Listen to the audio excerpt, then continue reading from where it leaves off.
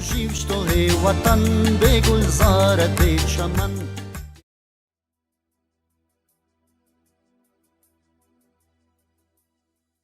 روان شدن چار جوان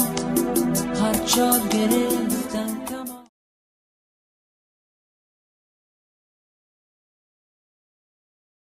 Полчаса до рейса, мы уже у взлетной полосы.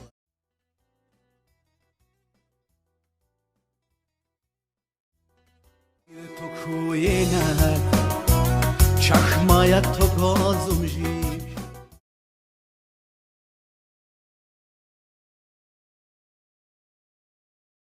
کبوتر تو چرا رفتی با بامی دیگره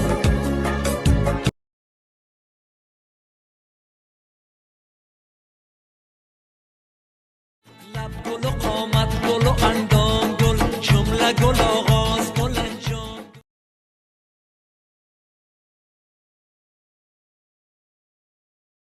نقل مباب مرجود یه خاک تاب مرجود خسال ساب مرجود و کای کینا وقتی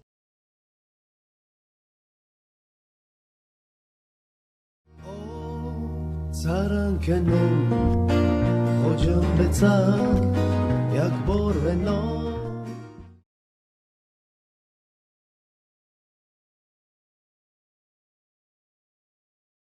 کابل دور است که من سلامت بکنم یک دست گل بسته روانت بکنم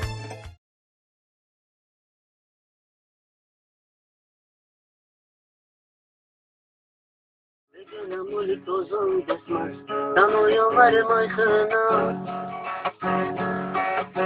خبرم کد شوجه سچور اگه وفاتو گن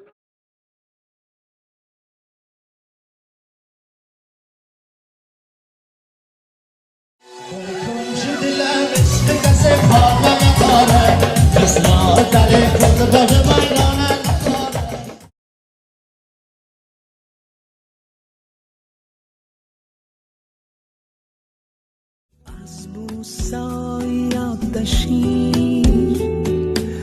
از خنده های دلشین